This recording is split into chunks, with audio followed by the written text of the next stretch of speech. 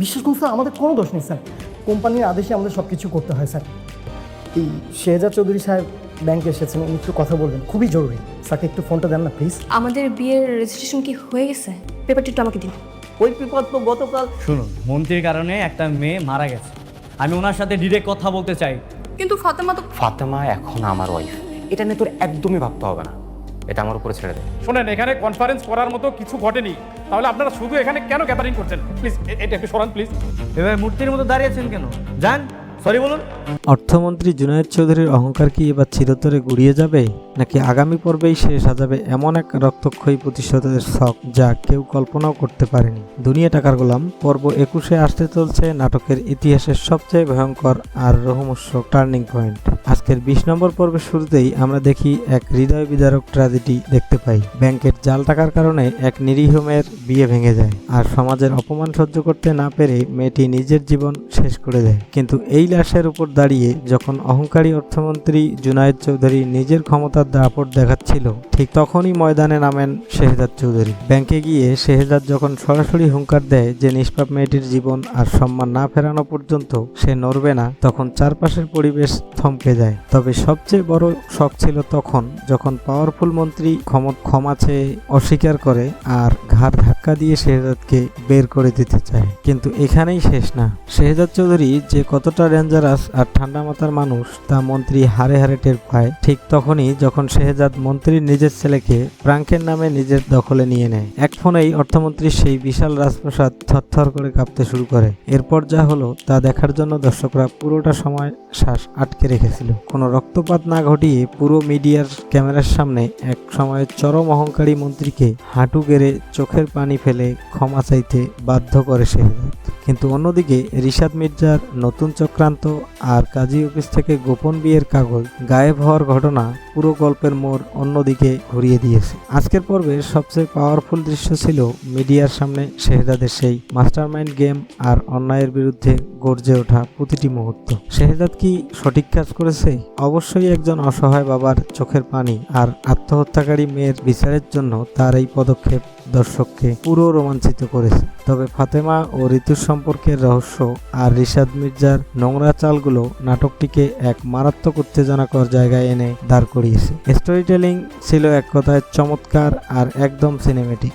কিন্তু আপনারা কি আজকের পর্বে লুকিয়ে থাকা সবচেয়ে বড় হিডেন ক্লুটি খেয়াল করেছেন? কাজী অফিস থেকে রেজিস্ট্রি পেপার রিশাদ মির্জা কেন এত তাড়াহুড়া করে গায়েব করলো? আসল টুইস্ট আসে তখন রিশাদ কিন্তু শুধু সেই কাগজ নেয়নি। ফাতেমা আর গোলামের সম্পর্কের সত্যতা ধামাচাপা দিতে এবং শেহজাদ ও ঋতুর মধ্যকার সন্দেহ বাড়িয়ে দেওয়ার জন্যই তার এই মাস্টার প্ল্যান। এছাড়া অর্থমন্ত্রী জুনায়েদ চৌধুরী যেভাবে মিডিয়ার সামনে লজ্জিত হলো, ক্ষমা চাওয়ার সময় তার সেই বিষাক্ত চাহনি বলে দিচ্ছিল সে এত সহজে পিছপা হবে না। মন্ত্রীর সেই 1 সেকেন্ডের থমথমে চেহারার মধ্যেই লুকিয়েছিল আগামী দিনের এক ভয়ঙ্কর ধ্বংসলীলার ইঙ্গিত। তাহলে আগামী 21 নম্বর পর্বে ঠিক কী হতে চলেছে? আমাদের প্রেডিকশন অনুযায়ী অর্থমন্ত্রী এবার নিজের সমস্ত ক্ষমতা ব্যবহার করে শেহজাদকে কোনো মিথ্যা ষড়যন্ত্র বা জীবনঘাতী হামলার চেষ্টা করবে। আর অন্যদিকে বিয়ের সেই গোপন কাগজ হাতে পেয়ে রিশাদ মির্জা ঋতু আর শেহজাদের ভালোবাসার মাঝে বিষ ঢেলে দেবে। ফাতেমার অতীত সত্যিগুলো এখন একের পর এক সামনে আসবে। তখন কি শেহজাদ পারবে নিজের পরিবার আর ভালোবাসাকে এই তুফানের হাত থেকে রক্ষা করতে, নাকি তাকে মুখোমুখি হতে হবে আরো বড় কোনো গোপন শত্রুর? তখনই গল্পে আসে এমন এক মোড় যা হয়তো পুরো নাটকের গতিপথই বদলে দিতে পারে। মিডিয়ার সামনে অপমানিত হওয়ার পর অর্থমন্ত্রী জুনায়েদ চৌধুরী বাইরে থেকে যতই নিজেকে শান্ত দেখাক, ভেতরে ভেতরে সে প্রতিশোধের আগুনে জ্বলতে শুরু করে। নিজের অফিসে ফিরে দরজা বন্ধ করেই সে এমন একজন রহস্যময় ব্যক্তিকে ফোন করে যার পরিচয় এখনো দর্শকদের সামনে প্রকাশ করা হয়নি। ফোনের ওপাশে মাত্র একটি বাক্যই শোনা যায়, এবার ভুলের কোনো সুযোগ নেই। আর এই একটি সংলাপই বুঝিয়ে দেয় সামনে অপেক্ষা করছে আরো ভয়ঙ্কর কিছু। অন্যদিকে শেহজাদ চৌধুরী মনে করছিল আপাতত অন্যায়ের বিরুদ্ধে সে একটি বড় জয় পেয়েছে, কিন্তু সে জানেই না তার প্রতিটি পদক্ষেপ এখন গোপনে নজরদারির মধ্যে রয়েছে। ব্যাংকের সামনের ঘটনার পর থেকেই কয়েকজন অচেনা মানুষ ছায়ার মতো তাকে অনুসরণ করতে থাকে। ক্যামেরা কয়েক সেকেন্ডের জন্য সেই রহস্যময় লোকগুলোর দিকে গেলেও তাদের মুখ স্পষ্ট দেখা হয়নি। আর এখানেই পরিচালক রেখে দিয়েছেন আরেকটি বড় রহস্যের ইঙ্গিত। এদিকে রিশাদ মির্জা নিজের হাতে পাওয়া সেই গোপন রেজিস্ট্রি কাগজ নিয়ে একবারে নিশ্চিত নয়, কারণ সে খুব ভালো করেই জানে এই কাগজগুলো যদি ভুল মানুষের হাতে চলে যায় তাহলে এতদিন ধরে সাজানো তার পুরো ষড়যন্ত্র মুহূর্তের মধ্যেই ভেঙে পড়বে। তাই রাতের অন্ধকারে সে দেখা করতে যায় আরেকজনের অজানা সহযোগীর সঙ্গে। সেখানে তাদের কথোপকথনের প্রতিটি শব্দই ছিল ভবিষ্যতের বিস্ফোরণের পূর্বাভাস। রিশাদ স্পষ্ট জানিয়ে দেয় সত্যটা প্রকাশ হওয়ার আগেই সবাইকে আলাদা করে দিতে হবে। ঠিক একই সময়ে ফাতেমার আচরণেও দেখা যায় অদ্ভুত পরিবর্তন। এতদিন যিনি সবকিছু চুপচাপ সহ্য করেছিলেন, হঠাৎ করেই তিনি পুরনো কিছু নথি আর একটি ছবি লুকিয়ে রাখতে শুরু করেন। সেই ছবিটি ক্যামেরায় পুরোপুরি দেখানো না হলেও বোঝা যায় ছবির ভেতরে এমন একজন মানুষের উপস্থিতি রয়েছে যাকে দেখলে বহু বছরের লুকিয়ে থাকা সত্য প্রকাশ হয়ে যেতে পারে। আর এই ছোট্ট দৃশ্যটি দর্শকের মনে নতুন করে হাজারো প্রশ্ন তৈরি করে। ঋতু যেন ধীরে ধীরে সবকিছু নিয়ে সন্দিহান হয়ে উঠেছে। শেহজাদের প্রতি তার বিশ্বাস এখনও অটুট থাকলেও চারপাশে একের পর এক ঘটতে থাকা অদ্ভুত ঘটনাগুলো তাকে মানসিকভাবে দুর্বল করে তুলেছে। ঠিক তখনই তার ফোনে আসে একটি অজ্ঞাত নম্বর থেকে ভয়ঙ্কর একটি মেসেজ। যাকে সবচেয়ে বেশি বিশ্বাস করো সবার আগে সেই তোমাকে ধোঁকা দেবে।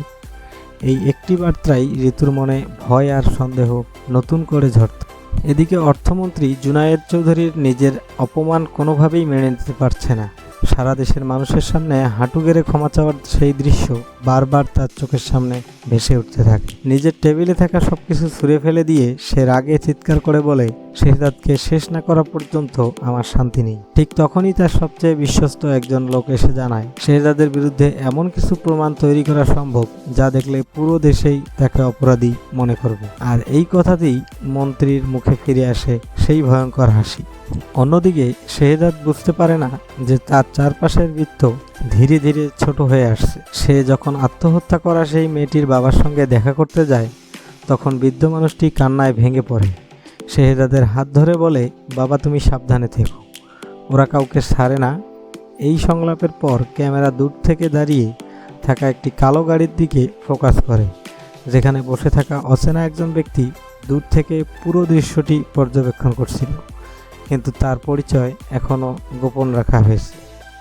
বন্ধুরা, আগামী পর্ব কবে আসবে এবং আগামী পর্বে কি ঘটতে চলেছে তার বিশ্লেষণ আপনারা পুরোটা দেখলেই বুঝতে পারবেন আগামী 21 নম্বর পর্বে কি হতে যাচ্ছে। তবে আগামী 21 নম্বর পর্বটি কবে আসছে এটি জানতে ভিডিওটি শেষ পর্যন্ত দেখুন। এদিকে রিশাদ মির্জা নিজের পরবর্তী চাল আরও নিখুঁতভাবে সাজাতে শুরু করে।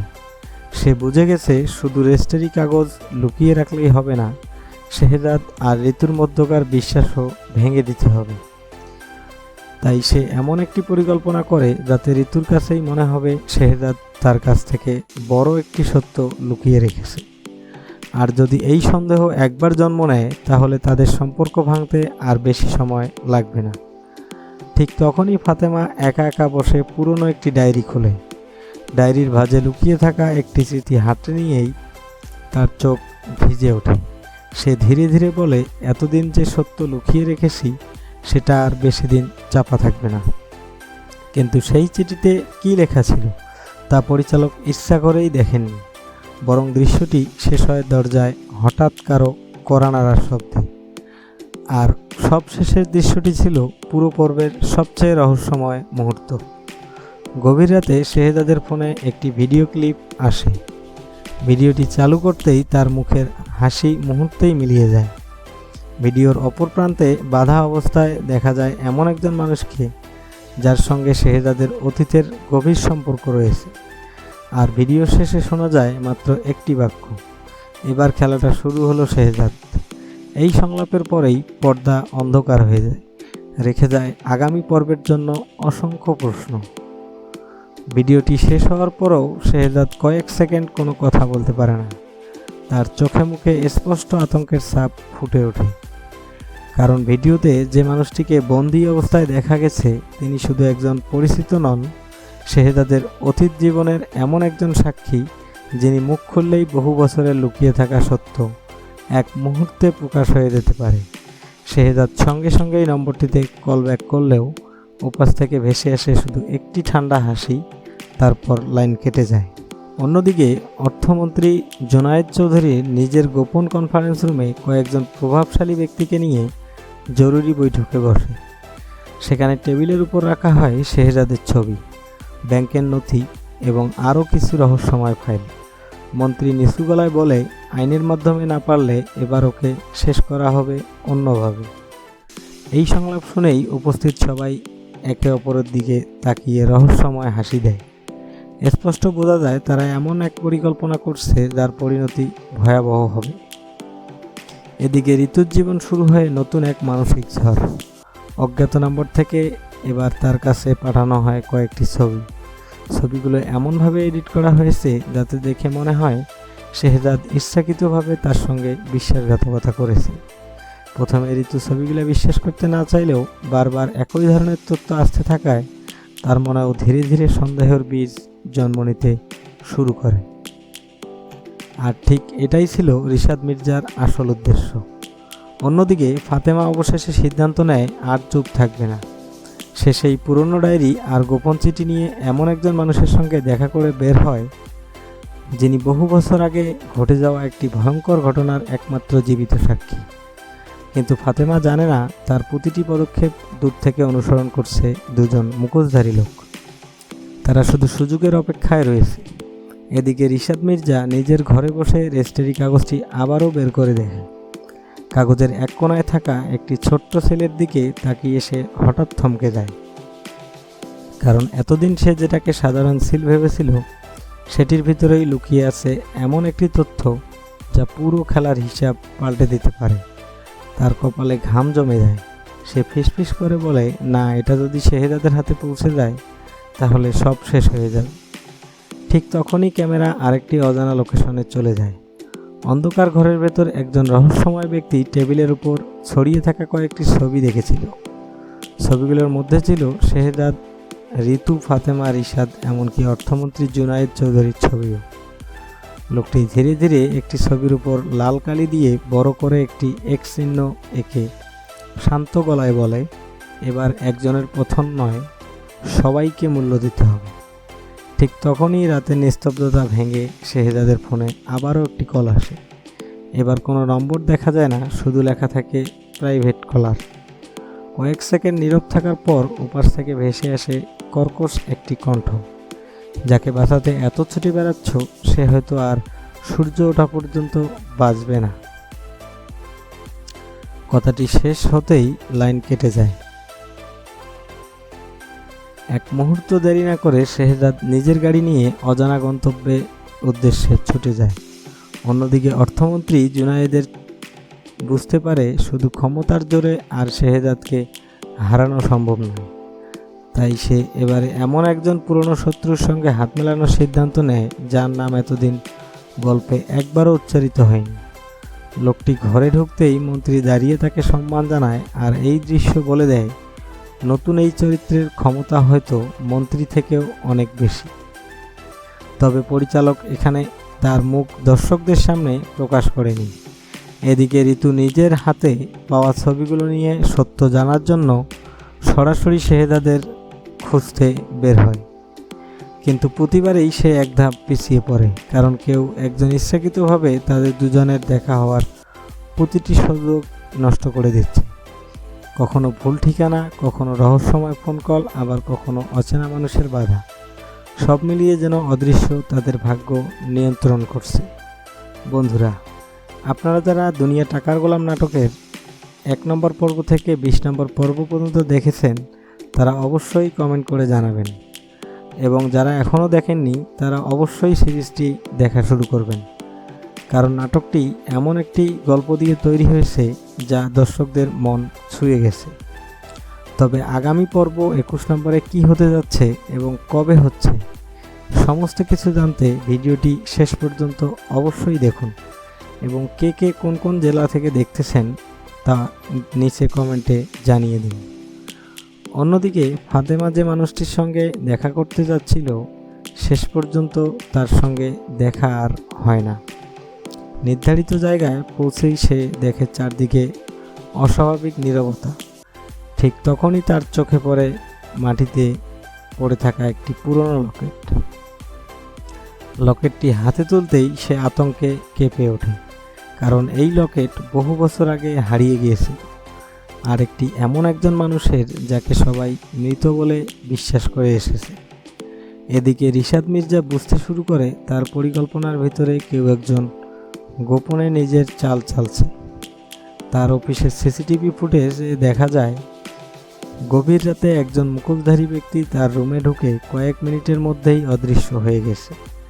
আশ্চর্যের বিষয়, কোনো মূল্যবান জিনিস চুরি হয়নি, শুধু রেজিস্ট্রি কাগজের একটি ফটোকপি রহস্যজনকভাবে উধাও।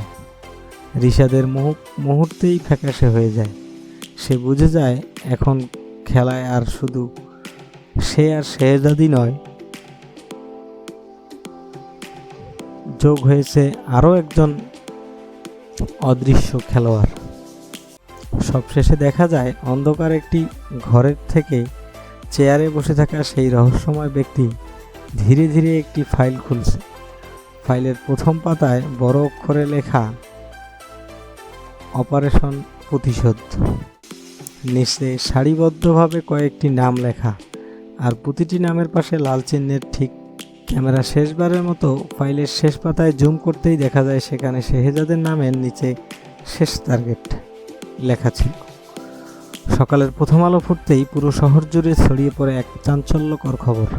রাতের অন্ধকারে অজ্ঞাত দুর্বৃত্তরা ব্যাংকের প্রধান সার্ভারে হামলা চালিয়ে বহু গুরুত্বপূর্ণ তথ্য মুছে ফেলার চেষ্টা করেছে। সংবাদ মাধ্যমে এই খবর প্রকাশ হতেই সবার সন্দেহের তীর ঘুরে যায় শেহজাদের দিকে, কারণ অজ্ঞাত একটি ইমেল থেকে বিভিন্ন টেলিভিশন চ্যানেলে পাঠানো হয় এমন কিছু নথি যেখানে ঘটনাটির সঙ্গে শেহজাদের নাম জড়ানোর চেষ্টা করা হয়েছে। কিন্তু দর্শকরা বুঝতে পারে এটি অত্যন্ত পরিকল্পিত একটি ফাঁদ। অন্যদিকে শেহজাদও বুঝে যায় যে শত্রুরা এবার সরাসরি তাকে আইনের জালে ফাঁসাতে চাইছে, তাই সে পালিয়ে না গিয়ে নিজেই তদন্ত শুরু করার সিদ্ধান্ত নেয়। ব্যাংকের নিরাপত্তা কক্ষের পুরনো সিসিটিভি ফুটেজে সংগ্রহ করতে গিয়ে সে একটি অবাক করা বিষয় লক্ষ্য করে।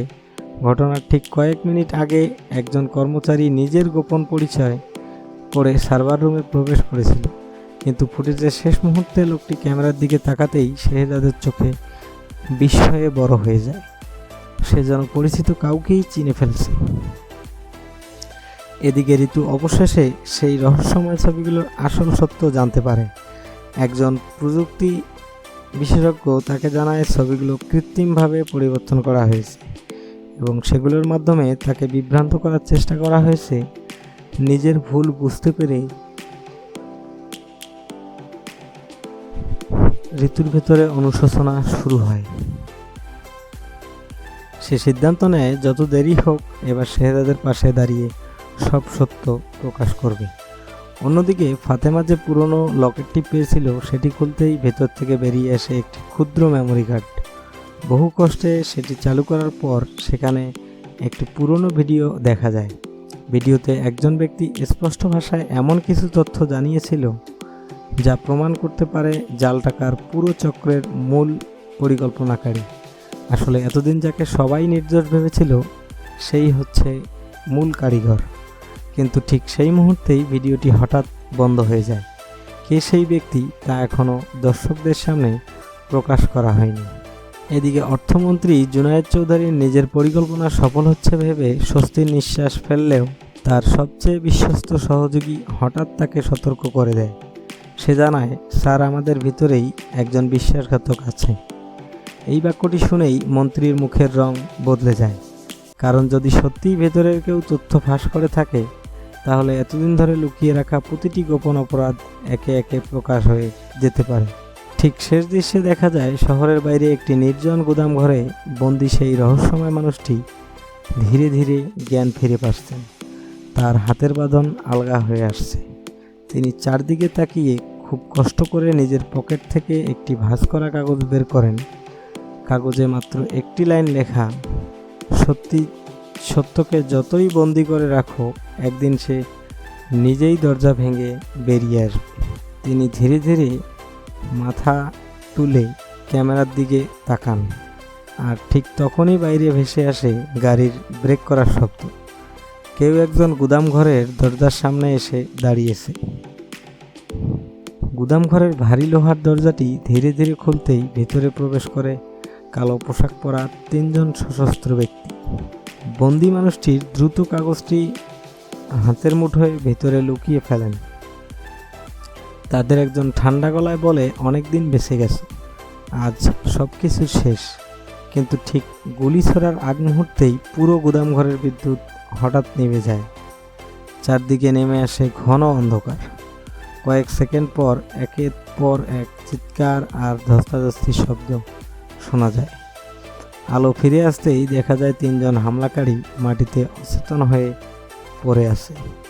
কিন্তু বন্দি মানুষটি আর সেখানে নেই। তাকে উদ্ধার করলে পরিচালক সেটি এখনও রহস্যই রেখে দেন। অন্যদিকে শেহজাদ সেই সিসিটিভি ফুটেজটি বারবার দেখে একটি গুরুত্বপূর্ণ সূত্র খুঁজে বের করে। সার্ভার রুমে ঢোকা ব্যক্তি হাতে থাকা ঘড়িটি ছিল অত্যন্ত বিরল একটি ডিজাইনের।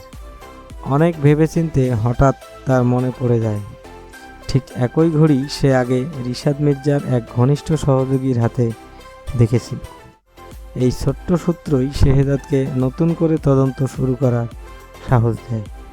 সে বুঝে যায় এবার সরাসরি রিশাদের কাছাকাছি পৌঁছে গেছে। এদিকে ঋতু ফাতেমার সঙ্গে দেখা করে সব ভুল বোঝাবুঝির অবসান ঘটাতে চায়, কিন্তু ফাতেমা অস্বাভাবিকভাবে চুপচাপ কিছুক্ষণ নীরব থাকার পর সে শুধু একটা কথাই বলে, আমাকে বিশ্বাস করো, আমি এতদিন যা করেছি সব তোমাদের বাঁচানোর জন্যই। কথাটি শুনে ঋতু আরও বিভ্রান্ত হয়ে যায়, কারণ ফাতেমার চোখের জল যেন বলছিল সে এমন এক সত্যর বোঝা বেয়ে বেড়াচ্ছে যা প্রকাশ পেলে বহু মানুষের জীবন পাল্টে যাবে। অন্যদিকে রিশাদ মির্জা বুঝতে পারে পরিস্থিতি ধীরে ধীরে তার নিয়ন্ত্রণের বাইরে চলে যাচ্ছে। তাই সে শেষ অস্ত্র হিসেবে একটি পুরনো ফাইল বের করে। ফাইলটির গায়ে ধুলো জমে থাকলেও ভিতরে থাকা একটি জন্মসনদের কপি দেখে সে শয়তানি হাসি দেয়। নিজের মনে বলে এই কাগজটাই শেহজাদের পুরো পৃথিবী ভেঙে দিবে। কিন্তু সেই জন্মসনদে এমন কি লেখা আছে তা এখনও দর্শকদের দেখানো হয়নি। এদিকে অর্থমন্ত্রী জুনায়েদ চৌধুরীর গোপন বৈঠকে হঠাৎ একজন মুখোশধারী লোক ঢুকে টেবিলের উপর একটি পেনড্রাইভ রেখে কোনো কথা না বলেই চলে যায়। পেনড্রাইভটি চালু করতেই মন্ত্রীর মুখের রং মুহূর্তে উড়ে যায়।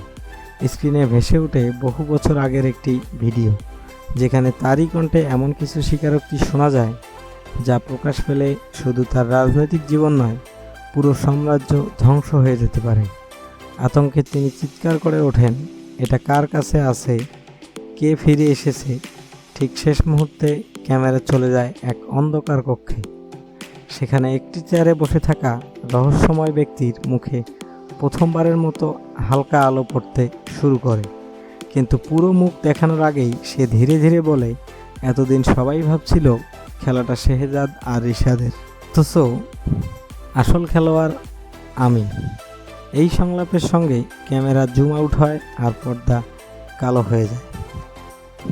বন্ধুরা, দুনিয়া টাকার গোলাম নাটকের সম্পূর্ণ সিরিজগুলো একদম নিখুঁতভাবে বিশ্লেষণ করা এবং আগামী পর্বে কী ঘটতে যাচ্ছে তার প্রেডিকশন এই ভিডিওতে আপনারা বুঝতে পারলেন।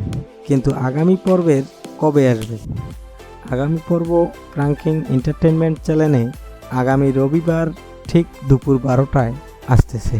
কে কোথা থেকে ভিডিওটা দেখতেছেন তা অবশ্যই কমেন্ট করে জানাবেন এবং আগামী রবিবার দুপুর 12টা পর্যন্ত অপেক্ষা করেন আপনাদের কাঙ্ক্ষিত এপিসোড দুনিয়া টাকার গোলাম 21 নম্বর পর্ব। আপনাদের কি মনে হয়, রিশাদ মির্জা কি সত্যি সেই কাগজ দিয়ে শেহজাদকে ফাঁদে ফেলতে পারবে, নাকি শেহজাদ আগেই রিশাদের সব চাল পণ্ড করে দেবে? আপনার মূল্যবান মতামত এখনই কমেন্ট বক্সে জানিয়ে দিন।